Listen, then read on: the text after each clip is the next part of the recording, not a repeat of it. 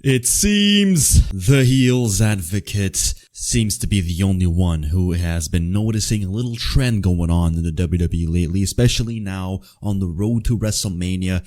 Everywhere the heel looks, he sees celebrities, influencers, and nobody that is worth a dime in the WWE as a wrestler actually carrying their weight forward into making WrestleMania big. So now I only have one question and one question only to ask.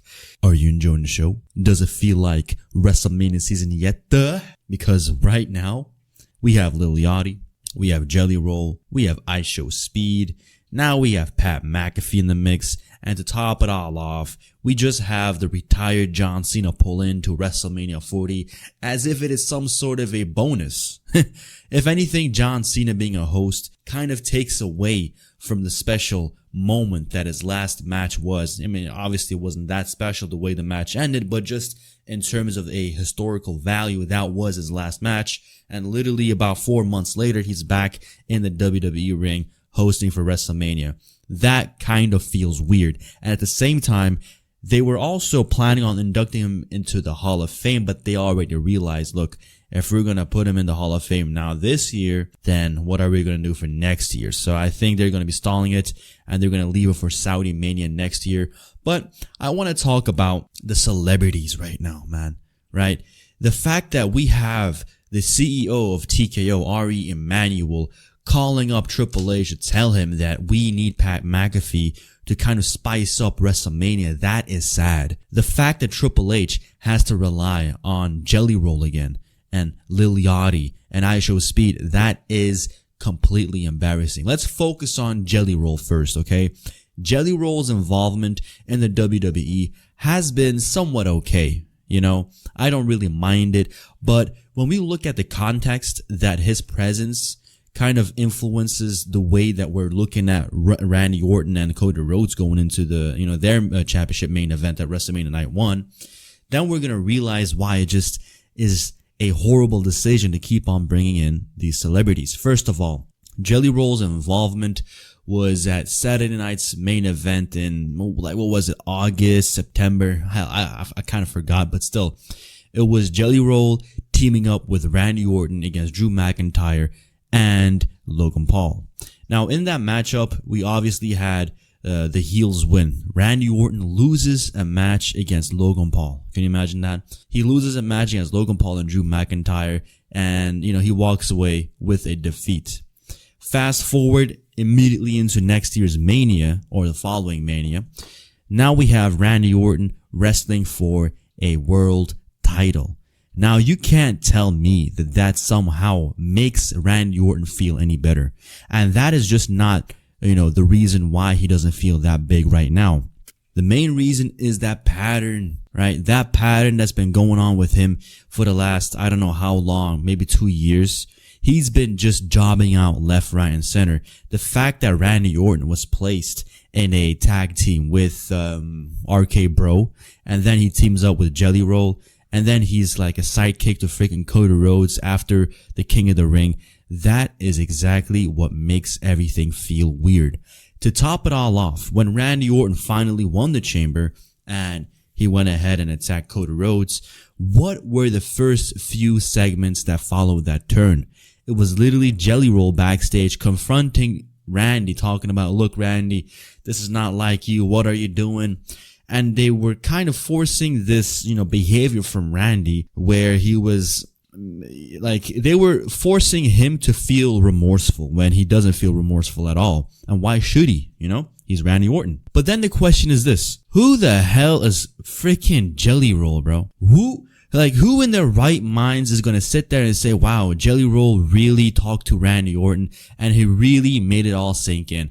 Are you crazy? Are you crazy in your head? Why the hell, out of all the people in the WWE locker room, why would it need to be Jelly Roll to address Randy Orton and try and, make him, calm down? Even when Randy Orton turned on Cody, you could literally see Jelly Roll in the background. Like, what the hell is he doing there? Everybody was sad about the fact that Travis Scott got involved so much at the Cody Rhodes and John Cena match, but now we're doing the same thing again.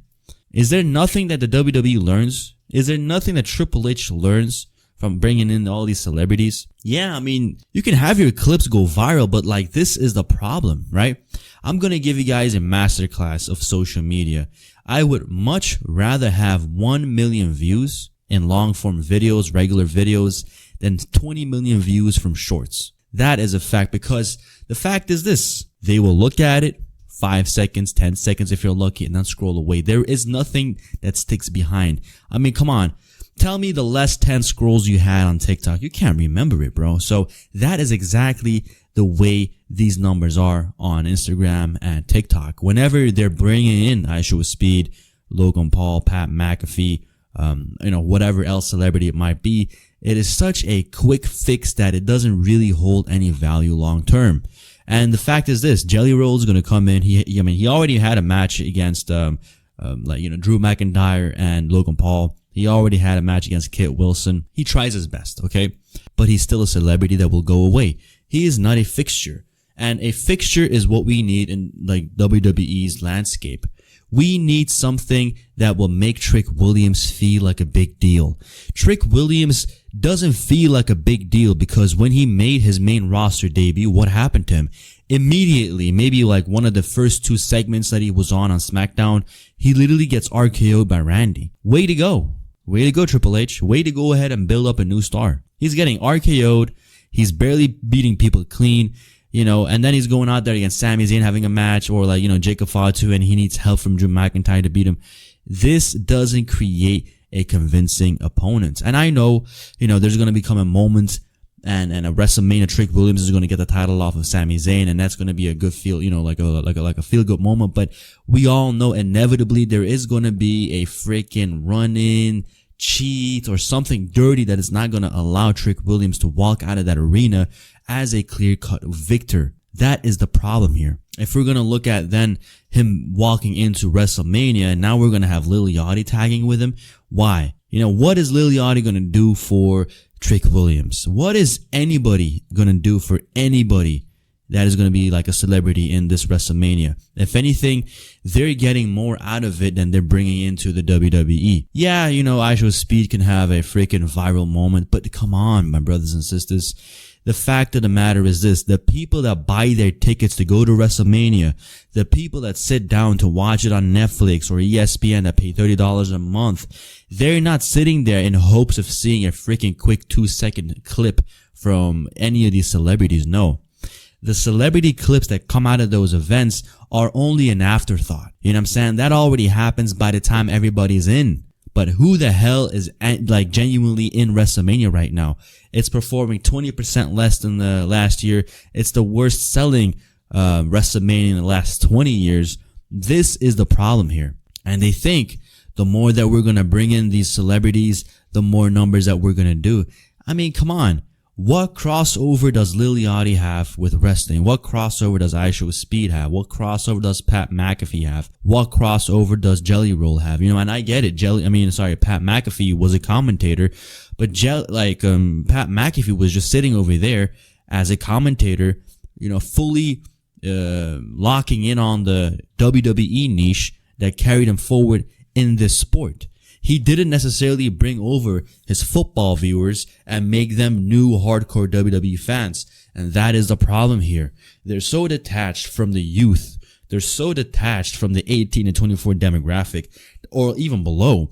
They're so detached to the point they cannot secure any of these new young viewers. I mean, genuinely speaking, all the young viewers that are watching WWE, they're watching because maybe their brother is watching it, maybe their fathers are watching it. The culture of like young kids in general as a mainstream turning on the TV and watching wrestling is long gone, my brothers and sisters. And this is why it needs exposing, because this is the biggest show of the year. And the only logical conclusion that you can draw from this is that if this is the event of events, it doesn't require celebrities. Now, I can get it. You can have your celebrity matches here and there. Cool, whatever. That is just a sideshow. That is just like a plate warmer. But to have 4 of them involved right now going into WrestleMania, that is sad. LA Knight needs Aisha Speed. LA Knight needs Logan Paul. That is sad. Lil Yachty and Trick Williams, that is sad. Randy Orton needs Pat McAfee?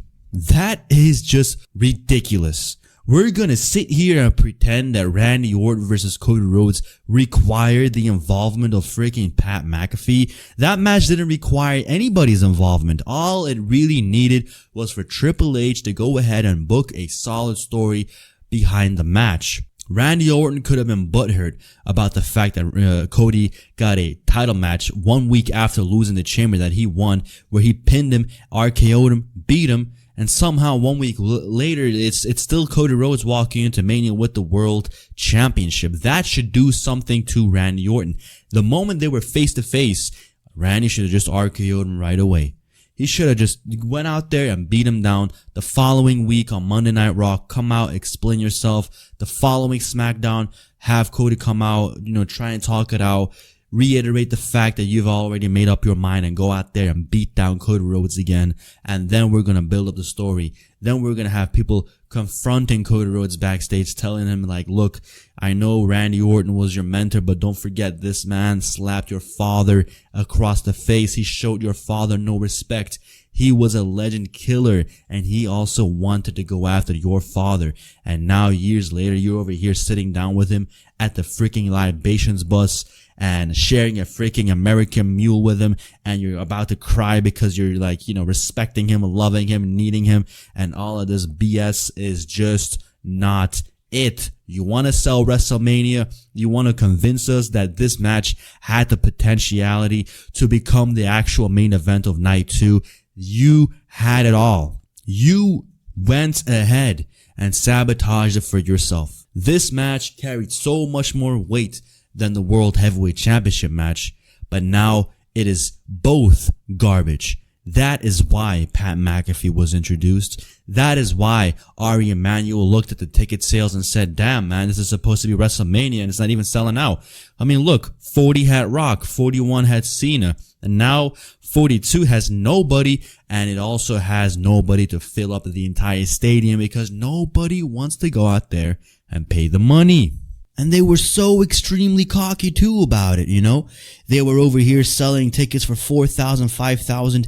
I genuinely feel sorry for the people that went ahead and bought tickets early on. I honestly believe that people that bought a ticket at like $2,000 and then that, like their neighboring tickets went down to like $400, $500. I believe they should get a freaking discount or like, be able to spread their tickets across multiple sections, because that is just criminal. That is genuinely a robbery. That is not something that needs to happen, but it speaks volumes to a greater problem.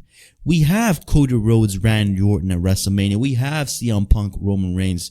We have Ripley, Jade, Vicaire, Liv Morgan, Fatu, Drew. Objectively speaking, these matches are kind of good, right? Some could argue Randy Orton versus Cody Rhodes at Mania for a title, for a record-breaking 15. That is impressive. It genuinely is impressive. However, the build didn't live up to the potential. And when the potential cannot live up to what we all can, imagine it to be, that is where you lose everybody. And it doesn't really help that 1 week you're, showing up to SmackDown with Randy Orton all angry, and then the following week it's still Randy Orton and Jelly Roll, while Cody Rhodes is nowhere to be seen on the entire episode. That is where you lose us all. And this is the biggest problem here. Triple H has pretty much ran the WWE into the ground, where they are forced to maybe do something that can bump up artificially the numbers on social media, because I do believe they value the Instagram numbers, the TikTok numbers very highly. If they can get actual speed, if they can get all the rappers, everybody, Logan Paul, KSI, everybody, if you remember WrestleMania 40, I believe Randy Orton was involved in a match with Logan Paul, and I believe KSI was in one of those prime bottles, and even actual speed, so I think Randy Sparta kicked one of them. I'm not too sure which one it was, but still, that is exactly what happened, and that is currently the meta. That is currently what they're relying on. Like I said, when you pollute all of these matches with these celebrities, the matches that carry the actual stars cannot really move forward on their own being. You are forcing them to be participating in a freaking clown show media stunt. They're already clown shows, right? Wrestling is already a clown show.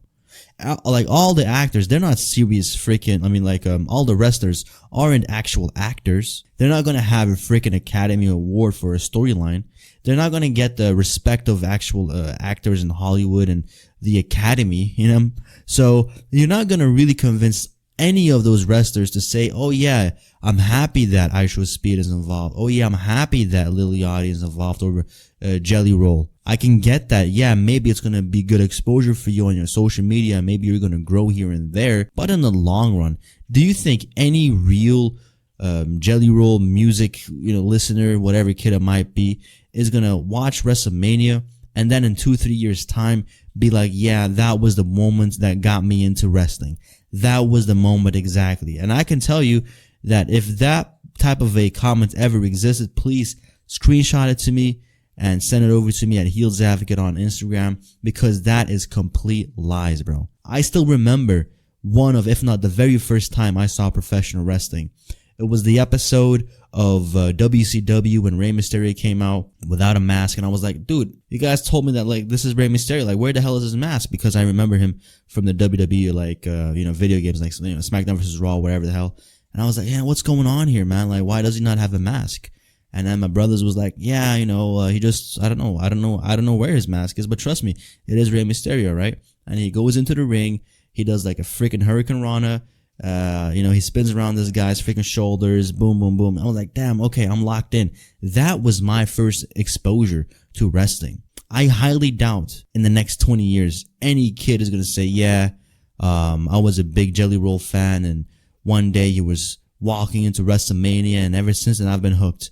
Are you kidding me? Are you genuinely kidding me? Like, the way the WWE is right now, they can barely hook me. And I'm a lifelong fan. And I'm locked in. I'm watching these events every single week, making videos. I'm invested. They can't even lock me in, let alone the future. So let me ask you guys this question. Why the obsession with bringing in these celebrities? Why do you so desperately need Cardi B to host your SummerSlams? Why do you need Drewski somewhere, in the freaking crowds? Why do you need this guy, that guy? It doesn't add any value, because of the value proposition isn't that these events are so cool that some of the celebrities want to come to him. And it's always like the B, C, and D tier celebrities, you know what I'm saying? You don't see Brad Pitt sitting there, Leonardo DiCaprio sitting there.